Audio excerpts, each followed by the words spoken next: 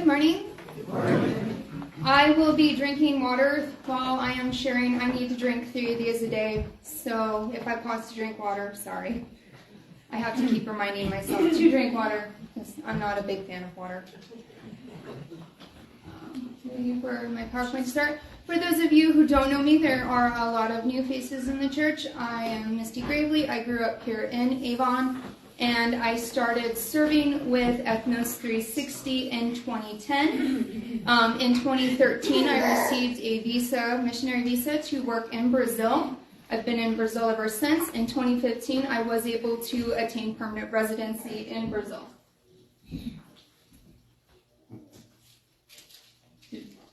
Where's Daniel? Daniel! He's coming. Technical difficulties. I think every time I share, there is something wrong with the technology. It's not just you.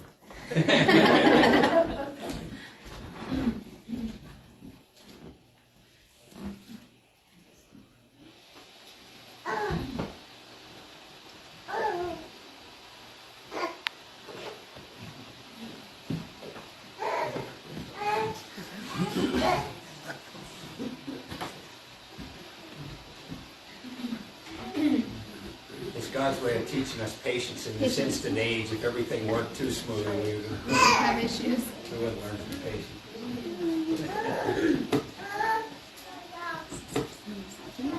I have it on the back screen, so I can see my slides.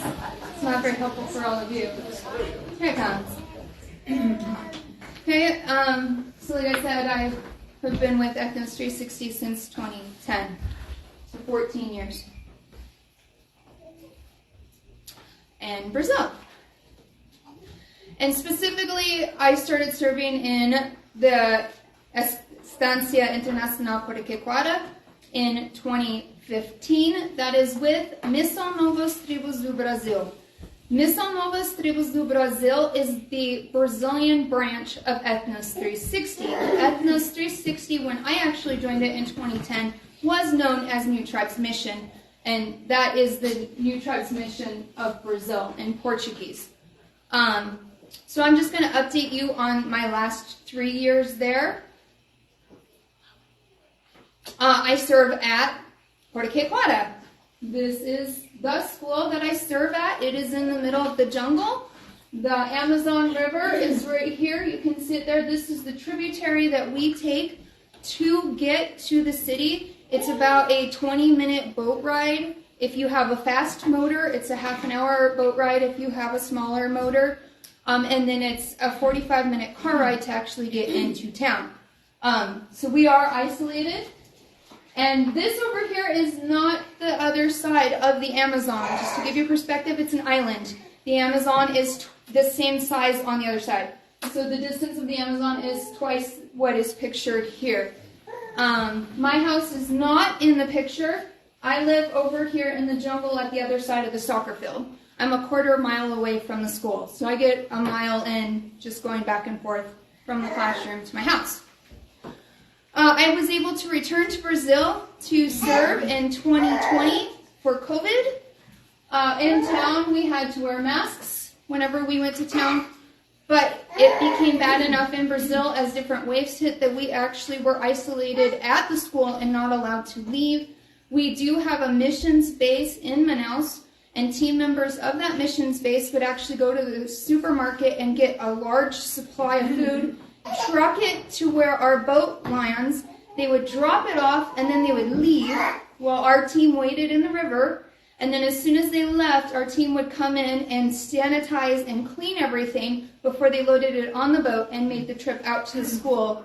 And the kids were out there for 6 months without seeing their parents. We were completely isolated from town when COVID got really bad. So I am generally a teacher at Porquequara, but we are always short-staffed, so members wear many hats. I usually teach in the American curriculum. We do teach students from 5th grade through high school in both English and Portuguese. So I also do teach Portuguese students English. I actually finished my TESOL degree in my free time. so that I can officially be a teacher down there in Brazil. We have special holidays and stuff with the students in our dining hall. I also do devotions with our ladies, the staff members, and the students. I plan special nights when we can get together and do different events. For a semester, I was a class advisor for the Nano Ano, that's a Portuguese freshman class. So we met once a week to discuss things. They graduate actually out of middle school in freshman year, and high school is only 3 grades. So during this, we had to plan their graduation ceremony and invite all their parents and have speakers and everything. So I was part of those decisions. And we do field trips when we can get out into town. We take the kids to zoos and museums and things like that. Other things, we do have a lot of sporting events at the school. We play soccer for a semester and we play volleyball for a semester. And during those events, we invite other members of communities or other churches to bring out their teams and we compete against them.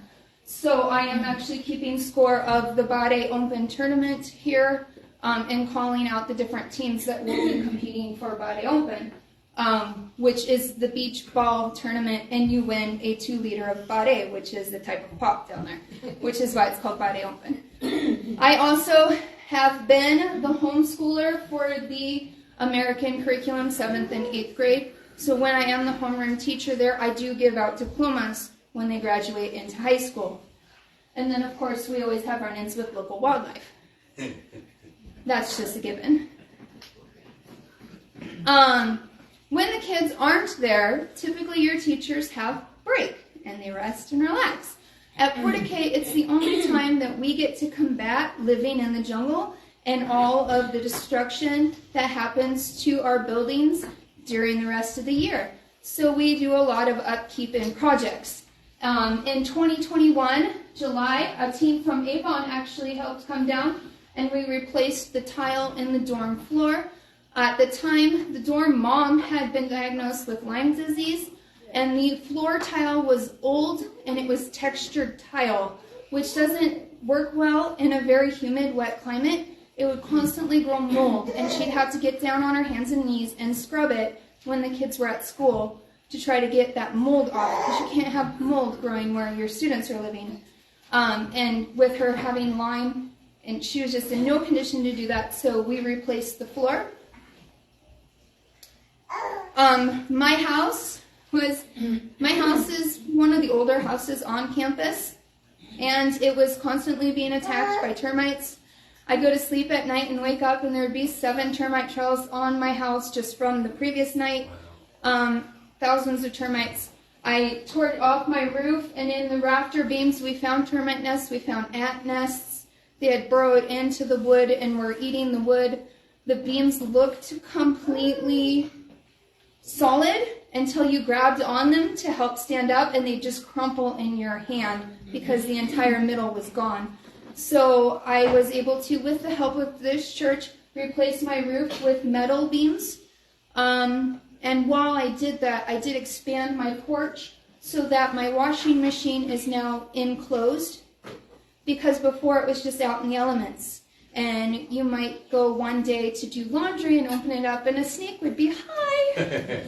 I've washed clothing and got done and was hanging stuff up and found a drowned spider about this big, so the clothes just went back in and we roasted them. So it's very nice now to have my washing machine enclosed inside the house. But yeah, so this was June to August of 2022. Also, in January every year, our field has its annual conference. 200 of West Brazil's missionaries come and get together for a week. We all live at the school area, and we have a special speaker come in, and it's just a time of good fellowship and reunion, and you get to see all the missionaries that are all over West Brazil, the parents of the students that we actually are there serving and helping them. We get updates. And then starting this last time, in June and July, they started doing Wyoming. And Wyoming is a project for youth kids all over Brazil. They fly in, and it's a 1-week camping adventure that talks about missions and serving God, specifically in Brazil. And so Portiquet also hosts that. We do take the kids out into the jungle, and they get to experience what jungle life is like. They sleep in tents the entire time. And then we talk about what it's like to reach indigenous people, including dress up. And we build a little village, very small little village out there in the jungle. And we have people dress up. I actually am the one who painted our 2 Indians. And then they come out there and they get a small experience of what tribal life and ministry would look like. So we participate in that as well. And then in April 2023, David came. I adopted a little boy. There he is. Most of the pictures from Brazil, you will see he doesn't have clothes on. It's 115 there. 90 degrees is cold. I start putting on long sleeves if it drops below 90. So I'm freezing here. And he hates clothing. So he's not used to actually having clothes. But life continues on. Davi came to classes with me. We're unloading supplies from our large boat there. You have to cross, we call it a pirate plank. It's a little thin board that goes across the water about the length, about 20 yards, I would say. And then you go out onto our floating dock. And our dock has to be floating because the Amazon River fluctuates 50 feet from dry season to low season. Massive amount of water coming in and leaving. And so our dock needs to float so we can send it out when it's dropping and bring it back when it's rising. Excuse me.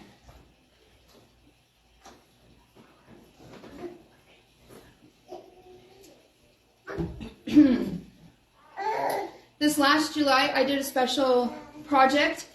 We have some homeschool kids in another base town, Cruzeiro do Sul. That's where our Brazilian aviations is. And the kids there were being homeschooled by their moms. And 2 of the kids were getting ready to graduate high school. And they were nervous that they hadn't done all the science projects that they needed to do in order to fit into the U.S. high school and college with the U.S. high school and get into a college. And being the science teacher at the school, typically, I do teach other classes, but mostly science. I flew into Cruzeiro do Sul with Davi. It was our first flight. And I did a week-long science camp. We did dissections for biology. We did slides. We did physics. We did all of the materials that they needed for their high school labs. And their younger siblings just participated so that they would also get it in. We actually have to go out and catch our own frogs and fish. You don't get to buy nice little kits. So you actually have to dissect them within a day or it smells pretty bad.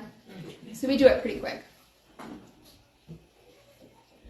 And then health issues started to become an issue in August of 2023.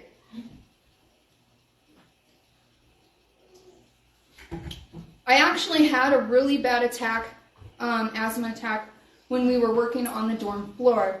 The dust and stuff set it off. I wasn't able to walk probably 12 steps without my lips turning blue, and I was gasping for air. So, and that lasted a couple days. The team from Avon almost didn't leave because they were worried about my health, but I was doing well enough at that time that they did leave. Manaus was doing pretty bad with COVID at the time, so I never did actually go into the hospital. We thankfully do have a nurse on campus, and she had the 5 steroids that I needed to get me back to breathing with her, which is a big blessing. And so they started then, and ever since then I've had random asthma attacks where I can't walk from my house down to the school. And so for like a week I do long-distance teaching. And a student has a computer and we do it through Zoom. And then the next week I can actually finally make it to the school classroom, but I don't have enough air by the time I get there to actually teach the class. So I'm just basically monitoring them. And that happened on and off for a while. And then in May of 2023, I developed a cough. And I had that cough until after September. It just never went away. The doctor said it was an asthma cough due to having asthma and other issues. And it started getting bad enough that the nurse was like, okay, this is serious. We had a staff member die at Porticay in 2015, 16?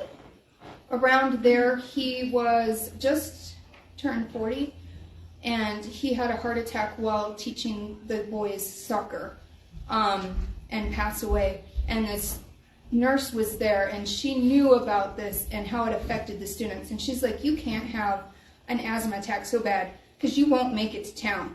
You're not going to make it. We don't have oxygen here. You need to go and see a pulmonologist and figure out what's going on. So in August, I went to town and got into a pulmonologist.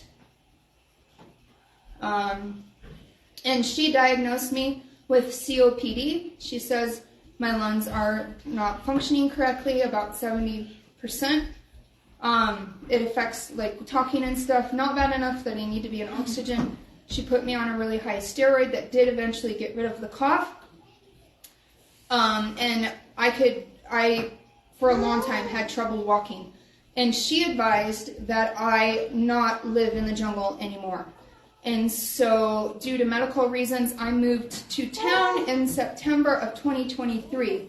However, in August, the school semester started. And having Davi, the plan was to only have 4 classes. I would have the 4 basic science classes for the older students, and that was it. But we were short on teachers, and I ended up having 6 classes. So when I moved to town, I took all of my teaching supplies with me and taught long distance from Manaus because there was no one to take those classes. So this is what we went to. This is what Manaus looks like. It's around 2 billion people. 2 billion. 2 million people, yeah, sorry. Quite a difference. And we lived there in a very small apartment. It had 1 bedroom, a small kitchen, and a dining room. There wasn't even a living room. From September until December, when it was decided by the leadership here in the church and my Brazilian leadership that I needed to come home and get a second opinion, because Porticay really does not want to lose me.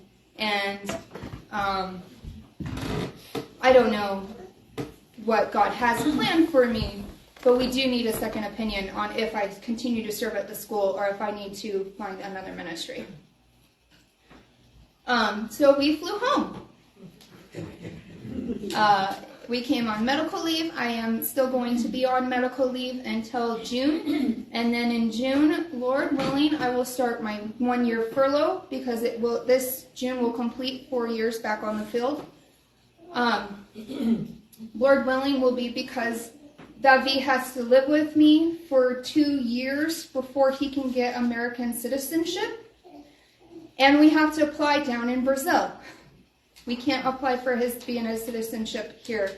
In April, I do need to renew his visa, which is going to run out in December. The longest I can extend it for is December. So I am praying that they will give me exception, and because I'm here for medical reasons, they will extend it for a full year and not just 6 months. So it's up in the air for how long I'm actually here in the States. If I can't renew Davi's visa, then in December we'll have to go back down, and I'll just be on the rest of my furlough in Brazil. So touch and go with the visa. A lot of my life right now is touch and go. I'm definitely relying on Jeremiah 29:11, which talks about the Lord knowing the plans that he has for you. And my plans are not necessarily his plans. But he knows everything, and I'm just hanging out, waiting for it to be revealed. So current health. Recently I was diagnosed with Lyme disease on top of everything else. I am detoxing my body from that. My liver is only functioning at 78%. The Lyme has actually attacked my liver. And I also had parasites in my liver. I have parasites also in my intestines, which is typical when you're living in the jungle. So that wasn't a surprise. The Lyme disease is in my brain and nervous system and blood, so it is affecting my entire body. And he also found out I have mold in my sinuses and in my bronchial tubes. So before we actually address the lung issue, we need to clean out the mold. Hence all the water I'm drinking. I'm on a whole bag of pills that I need to take twice a day to try to get my system flushed and cleaned so that we can start building it back up. And that's where I'm at current health-wise. I will be getting another CAT scan of my lungs to figure out what we can do with them. And we're going to see if the diagnosis that I received down in Brazil is true. And then once I have that and I know what's going on with my lungs, then I will be talking to you guys as my sending church more about future ministry and plans like that. You as members do get a say in that, and leadership also has a big part to play with Ethnos 360 and where I serve. So my future plans are in the air. I still would like to return to Brazil. Even if I can't go back to the school, we do have 2 big cities that are bases. One is the base for all of Brazil, and there's a lot of help that I could do there. And then the other base is in Manaus. So depending on my lung condition and if I need to be in a drier climate or a wetter, if the humidity doesn't affect it at all, I probably will go back to Manaus if there's a position there where I can stay, if Porto is out of the question, or Anápolis is the other city. And here in the States, if I can't go back to Brazil, I would still have to go back until we could get Davi's citizenship, and then we could come back here to the U.S. We do have our headquarters in Sanford, Florida, and the aviation headquarters is in Arizona. So I do have 2 options here in the U.S. As well. So you guys can be praying about guidance and wisdom on future, and good test results and clarity on the doctors on what they think is going to truly be best for my health and still doing ministry. My support level.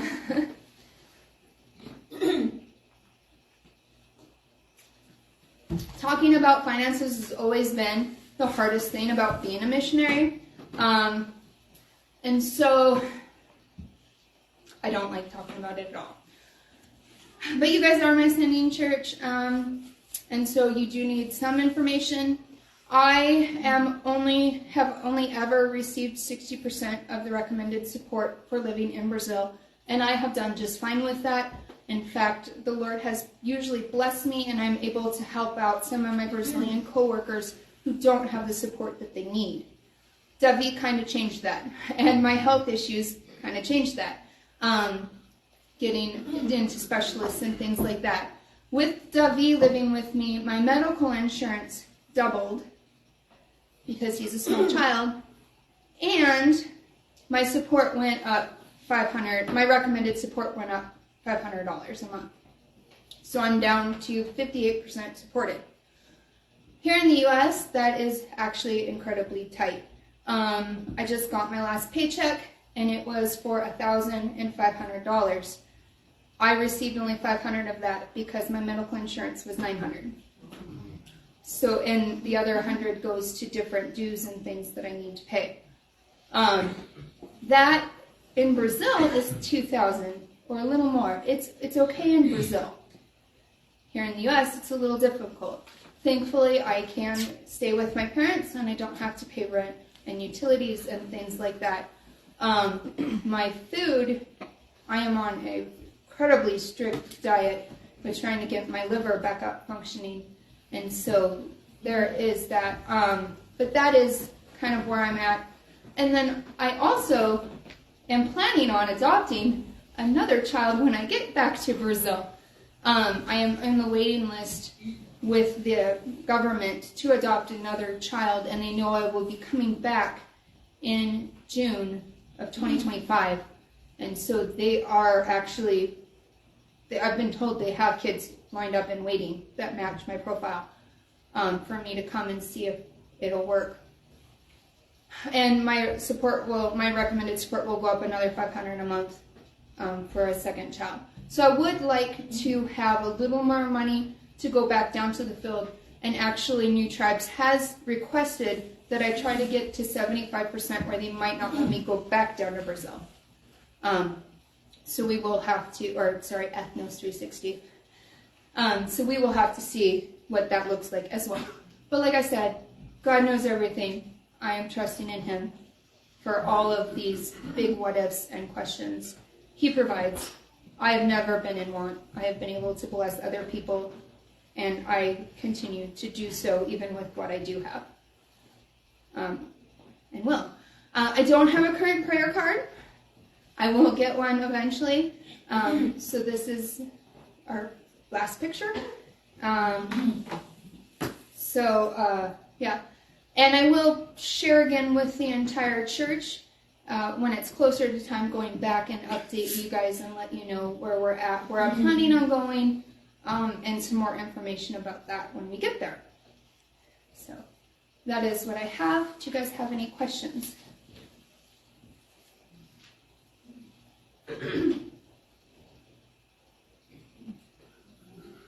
Yes.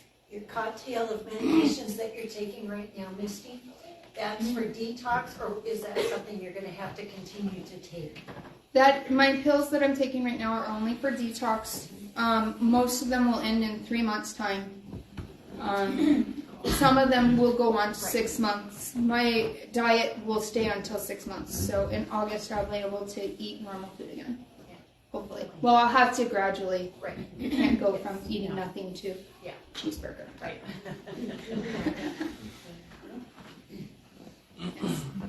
How many kids are at the school? It varies, but we typically have about 50 kids at the school from, we have Brazilians, Americans,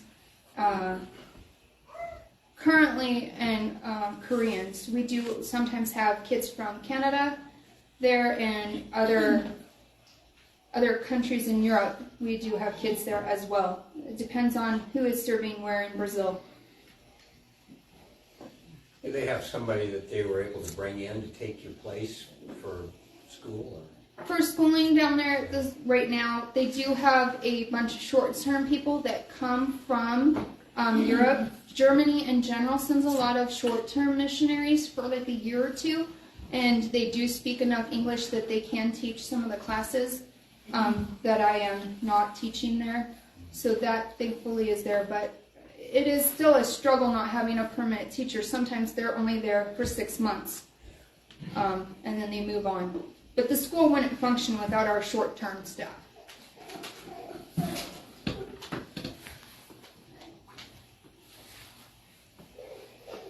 How about, you spoke a little bit about your needs, financial needs, but how about the school? Do they have any needs? I know before, like you guys put a floor in and we raised money for different things like Right. dryers or something. I was wondering if... The school is trying to get enough money. I think they have enough money now to redo the roof for the high dorm and put in metal beams. All of the houses there have the same termite situation. And then they will start raising support for the middle dorm to put in metal beams. What they need is a team that could come down in the summer months because it is a large building. I could go back and show you guys which one are the dorms. And so we only have 2 months when the students aren't there, which is a short amount of time to try to get it done. The other 2 months are during rainy season, and it rains every day and puts down a large amount of water, so you can't take a roof off during December and January. This is the high dorm, and this is the little dorm, or middle dorm. The little dorm is here. It has been turned into apartments for staff because it used to have up to kindergarten. We started at kindergarten, but we don't have the support staff to start at kindergarten, and then a lot of parents now want to keep their younger kids at home. So we do only have middle school and high school. But that is the building, and that it drips. If it rains, when it rains, because it's going to rain, the kids get wet in bed. You have steady streams. It's not a drop. It just streams right through the cracks because it's raining so hard. And then the termite damage. So they are replacing that one and then they will start fundraising for the other dorm. And if you are interested in how much roofs cost, I could give you what my roof cost in US dollars to replace it. Metal is not super cheap in Brazil, and then you actually have to ship it on river, and the boat to ship it is too big to come down our tributary, so it actually has to come down the large river to get supplies kind of into the school, which complicates things. So are the termites just always a fact of life there because of the jungle, or is there something that can be done about that? The termites are just always a fact of life. I do put poison out, and I can kill thousands at a time, and there are just thousands and thousands more.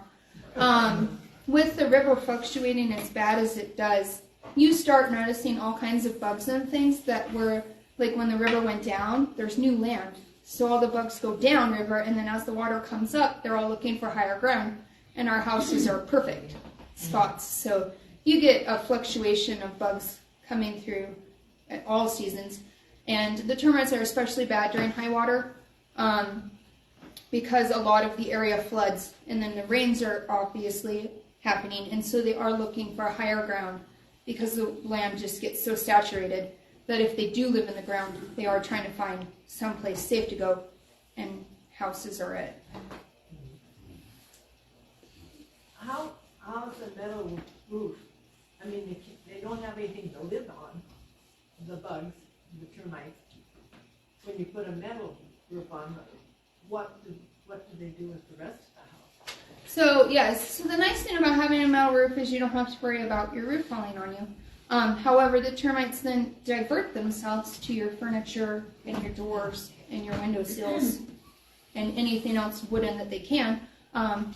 Clothing, they will eat clothing. So if they get into your dresser, you also have clothing that disappears. So. But they have, one or two kinds of wood that Yeah. termites that last better, so they use that. We do have some stronger wood, that the termites can't drill through. They don't like it. So you can use it. It's super heavy, and then you can't get a nail through it either. Ironwood is one of them. Just a little coal, to use on a house weighs over 100 pounds. Like, they're heavy. It's heavy wood.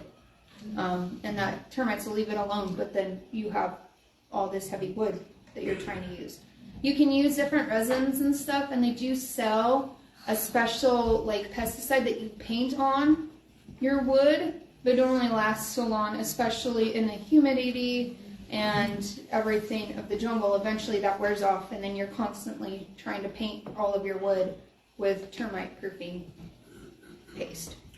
With the metal, do you have to keep it painted, or does it rust pretty bad down there? I do have mine painted because it will rust within 3 days if you don't keep it painted. So it is another thing that I'll have to paint. But that's normal upkeep. You have to paint your wood too. You do all the painting? My house is my personal task, so I have to do painting. I do hire students on weekends. I'll be like, you guys want some money to buy treats and stuff? Come paint my house. So some of it gets painted a little wonky, and then I have to go and fix it, but it is help. That's part of the thing that they have to do every year during their time off is you have to paint so many buildings every year just to try to keep ahead of it. But it's the mold and the termites and just aging. Bring the lead-based paint back and kill the termites. there you go. I don't know if our paint down there doesn't have lead in it. Any other questions? But one thing that's really cool with that picture, you see the trees that are up there, kind of a triangle and up the tributary river there. When you go there in high water, They're them underwater. are underwater. Those trees are underwater. This is the width of the tributary when it's high water. You just can't boat there because you will hit a tree. But it's amazing how them trees live that long underneath water, and it's a good thing when they first were created, they took and had snorkels, and then they learned how to hold their breath. So.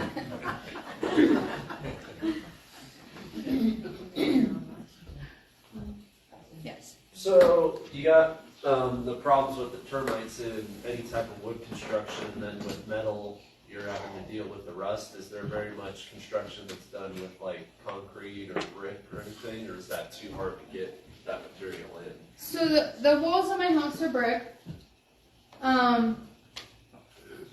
They're cheap bricks. You can see them right here. They're red brick that you plaster over top of, and that works pretty well. The old houses, so like mine's in pretty good shape. There's a house back behind me over here in the trees that you can't quite see because I'm slightly up higher. It is really old, cheap, handmade bricks. Part of the dining hall was that, and the tractor just kind of tapped it, and the whole wall just fell over. That's how cheap some of the bricks are, because they're older buildings. The school was founded in 1958, and some of those houses were built back then, and we're still living in them. As for cement columns and stuff, Brazil doesn't really do cement columns. I poured the cement columns right here for my porch to kind of hold stuff up. Oops, sorry, I just got rid of it. But entire buildings made out of concrete are rare, unless you're in town. Just because we mix all of my cement for my entire thing by hand on the ground. So It's kind of tricky walking across that pirate plank with a 100-pound sack of concrete on your back. Because if you fall off, you know what's going to happen. You're in the water. Concrete. So it is harder to get supplies out there where we're at.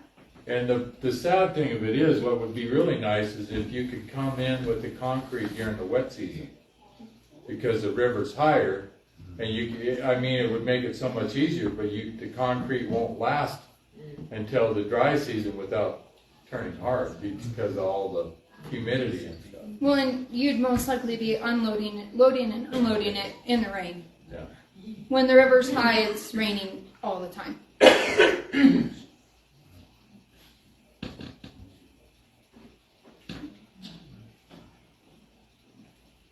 When do you plan to go back? Lord willing, I hope to stay here. I actually would like to extend his visa if possible until after Dougie's birthday in July. So my plan is July of 2025 to go back. Now, I might have to go back in this December, if I can't get his visa renewed past December. I might go down for a couple weeks and try to get a new visa, but I'd have to apply down in Brasilia to do that. And depending on the cost of tickets and stuff, that might not be very feasible. So our big prayer items are for his visa to get renewed, for For your a full health year. and for your support needs, and for, direction about Yeah. what you'll be doing if you can't go back and do what you can. Yes. Yep, those are. Tell them about the DNA. So one of the things that the doctor that did my testing for Lyme said is that I should get a DNA test, kind of like the heritage test, but you can get one done to see what your genes and genetics are like, to see what deficiencies you have, because if I am highly susceptible to not being able to fight off mold and stuff, and that's why it was in my lungs, and different things like that, then that would also help make a decision on where I serve. And they can tell that through my DNA. If my body has a hard time detoxing and stuff like that, that's all genetic. And science now can actually help you by figuring out your DNA, what medical treatments you need, and how to treat those. So that is something that I'm looking into, is figuring out which DNA company does it's a little more than just figuring out your heritage. You have to pay a little bit more for them to dive in and actually look at your genetic code and figure out your health and what could be future problems. But it is something that I am looking into.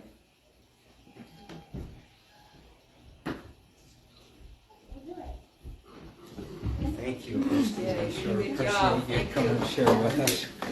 Yeah,